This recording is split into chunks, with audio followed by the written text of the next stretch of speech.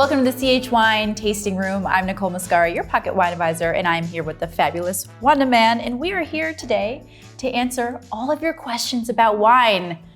I'm excited. Wine can be so confusing, but it doesn't have to be, so I'm really excited to get into this. And I am going to just get a little bit of liquid courage in my glass with this Lot 829 Langhe Nebbiolo from Piemonte. Ooh, lovely. I know you love those Northern Italian reds. Oh, I do. Well, I have Lot 916. It's a 2021 sparkling rosé from Sonoma County. Ooh, bubbles. I know you're a bubbles girl as well. I do love bubbles, but me too. Every time I see an Italian wine, I'd like to pay a little ode to my ancestors. Of course, of course. All right, well, let's get into the questions. Cheers.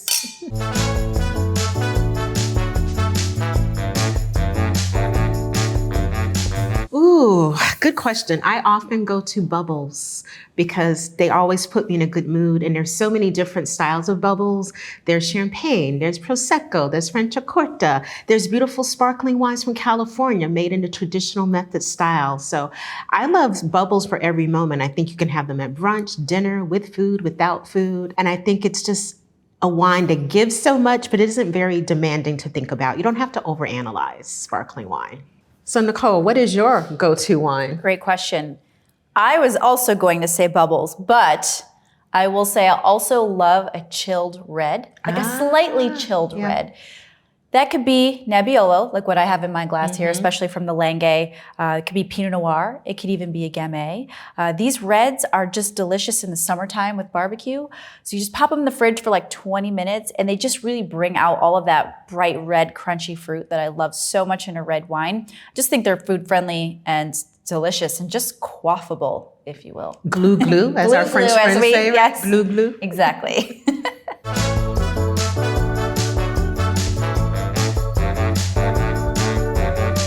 If I were to describe myself as a wine varietal, I'm going to default to what my husband would describe me as, and he would describe me as Pinot Noir.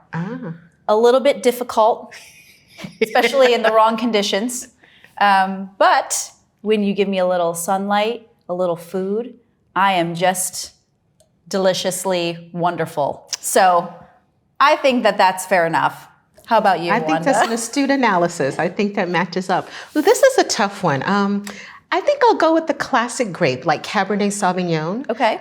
It's classic, but it can surprise you, can express itself in many ways. It's approachable, but a little complex. Okay, I see that. And fun. Like, I think I bring the party when I can. I can see that. I can totally see that. So yeah, that makes so much sense. I think Cabernet because I like the timelessness of it.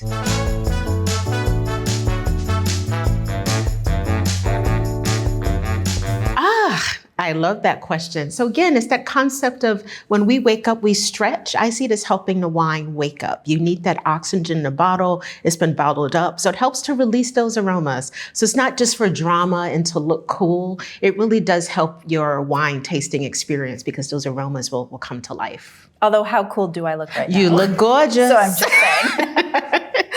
I agree. So swirling is important.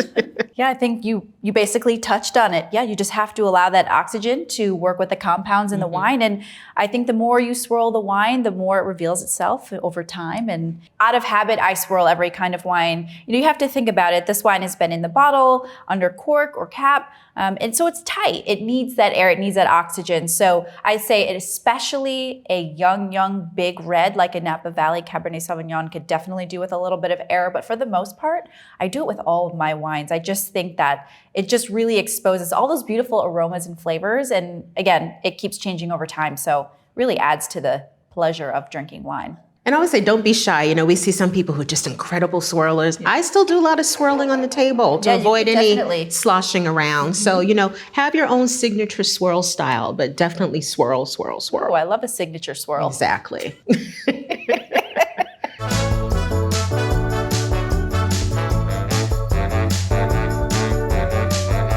Good question. And I think sometimes we make it too complicated because the reality is we all have different preferences. We all grew up eating different things. So even when we talk about steak, right? Steak and Cabernet, we like different cuts. Some of us like medium rare, some of us like bloody, some people like well done. I try to avoid those people, but to each his own. So I think experiment. There are no hard and fast rules. I see them as guidelines. So I don't think you should let that hold you back. If you have pizza at home and you want to try pizza with the sparkling wine, pizza with the red, pizza with the white, because again, it depends on how the wine is made. So often people think seafood and red wine won't go together. We know salmon and Pinot Noir, a beautiful combination. So it just really depends, but I think it's whatever happens at your dinner table is fine. Don't be afraid. Yeah, absolutely. And I think being at home with these wines is great. They're very approachable wines. You know, you're really getting incredible quality wine for a fantastic price. So these are great wines to play with pairings at home. And so if I'm cooking for myself and my husband, you know, that's when we're really going to experiment with our pairings, and you never know what you're going to find. So true. And I will say, you know, if you are hosting and you're really worried about it because you want to make sure it's going to be a hit, you know, I always say what grows together goes together. So I know that if I'm drinking a wine from the Langhe in northern Piedmont, this is probably going to be great with anything risotto or truffles or anything like that. Exactly. So that kind of thing usually works as well. That's true, definitely. And I think so many of us love Italian food, right? So I think many of the red wines work with many of the Italian foods that many of us like. Absolutely. Yeah.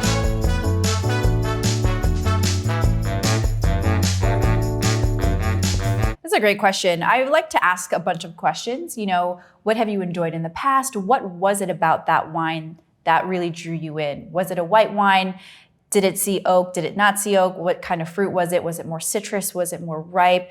So I start asking these questions. A lot of times people will say, well, I don't like sweet wine. I like a dry wine. But what they're really saying is they like a tannic wine, right? Because tannins really dry out the palate. So I'll start saying, okay, well, let's start talking about tannic red wines since you like a dry wine.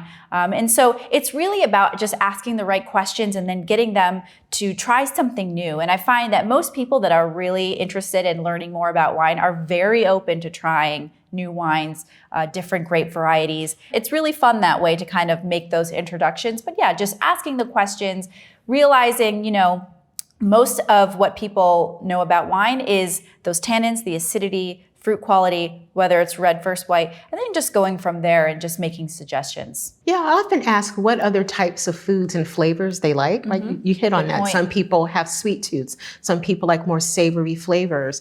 And then also just some people don't understand that there are different grape varieties. So I go, okay, you like apples? Do you like Macintosh or Gala? Or do you like, the pink ladies? So there's a whole world of grapes out there. So when people say, I don't like wine, well, do you know which one you had? Because maybe you're not a Chardonnay person. You might be a Riesling, an Albarino, a Vermentino person. Right. So I think it's just really expanding the education because people just think, oh, it's a wine. They're all the same. I had one. I don't like it. I don't like wine. And it's very rare that there's someone that you can't find a wine that matches their palate and preferences. Absolutely. And we see that a lot with Chardonnay, actually, because somebody might say, well, I know that I definitely don't like Chardonnay, but it's, well, what kind of Chardonnay did you have? Did you have a big, bold, buttery, oaky Chardonnay? Or did you have a very, very lean, steely, mineral, tight green apple Chardonnay? Exactly. It's a totally different thing. So it's really about just explaining those nuances and just asking the right questions. Yeah. And I think also, when you're explaining wine to people, and I think what we both do really well is just don't make it intimidating. Right. Let people describe what they're tasting to feel comfortable. There are no dumb questions in wine because no one is born knowing this. We all learn and we're all at different stages of that journey. And that's what great. These wines are so approachable and they're not stuffy or snobby. And I think this is a great way to explore. There's a huge portfolio here, so it's a great way to learn.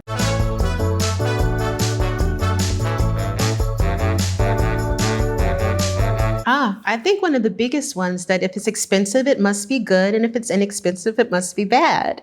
And as we're seeing here, price does not always correlate to quality. There's so many factors to go into it. So I would never judge a wine based on price alone. And often when I lead seminars, the pricing is what I reveal at the very end after people have tasted everything. And I'll say, what was your favorite? More often than not, it's that mid-range wine, more so than the rock star super expensive wines. I think that's something that people get wrong. I think there have been so many advancements in winemaking. It's almost really hard to find a terrible wine, right? Yes. So I just think the window of good to very good to excellent, there's so many options. And I think this is what CH does very well, that you can pay less and still get excellent wine that you can be proud to save, serve, and enjoy. Yeah. What about you? I think a big misconception is that all wine gets better with age.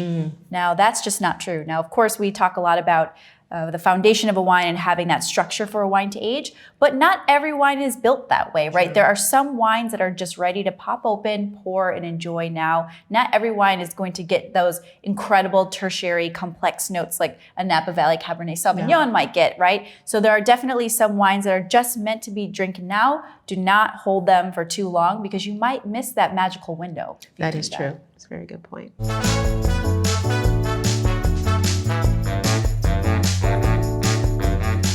Listen, there is absolutely no wrong way to drink a wine. And if you like a wine, you like a wine. Who is anyone to tell you that you are or you are not supposed to enjoy wine? I think wine is a very personal journey, and there's no wrong way to enjoy it.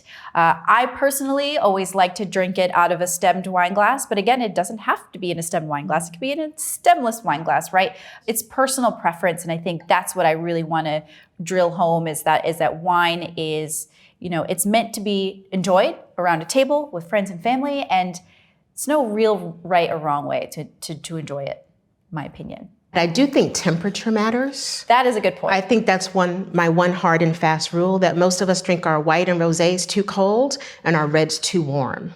And so you lose a lot of the flavor. So I would say with the red wine, even in Cabernet, pop it in the fridge. If you don't already have it in a wine fridge, give it about 15 minutes before you drink it. Because that chill really, when we talk about cellar temperature, most of us aren't living in castles in Europe where the cellar temperature was 50, 55 degrees. Right. So our room temperatures tend to be a lot higher.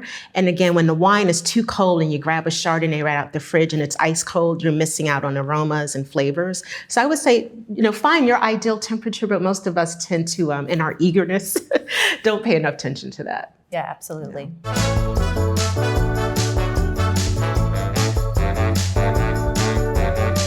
Ooh, that's a really good question. It's really a good way of kind of being a detective about the age, right? So we know white wines, as they get older, tend to get a little darker, and red wines will get a little lighter. So we saw that with some of the Cabernets when they were older vintages. Instead of that bright red, we saw more brick color coming in. So it's a good way of maybe assessing the age range of a wine. Yep, absolutely. So age range, you hit it right on the head there. There's some grapes that just show a natural color. So I would say, like, for example, this Nebbiolo, characteristic of Nebbiolo has this medium garnet in color. So there are some grapes that have their very specific hues, but most of the time it's an indicator of age for sure. Yeah.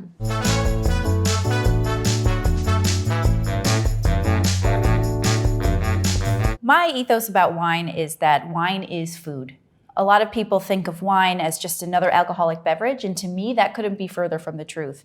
Wine is meant to be on a table to bring people together over conversation, good food, good wine. It all kind of comes together. I really love when I get asked questions by my family and friends about wine. I think wine education can be a difficult thing. It can be very intimidating, but I love when I can introduce somebody to a new wine and they get this aha moment. And I knew that I've just sucked them down the rabbit hole. Now they're going to be obsessed forever. But I just really think that wine is part of the dinner table. It tells a story. It's history in a bottle. And that's really special. What do you think, Wanda? Yeah, I think you hit on it. It's really the way it connects people. Of course, the flavor and the profile, all of that is really exciting. But there are a few things where we can sit down at a table and enjoy it and analyze it and slow down and drink it together. And I often said, if they had wine in school, I would have paid more attention in science class, art class, because it really opens up the world. Wine is a gateway to so many of the things that we care about. So it's an ongoing education in a really fun way. So I think the power just to bring people together, whether it's on the table, online, really there's a community that you can build through wine. And it's for everyone. This isn't meant to be gatekept or exactly. It's for everybody. Wine for the people. you.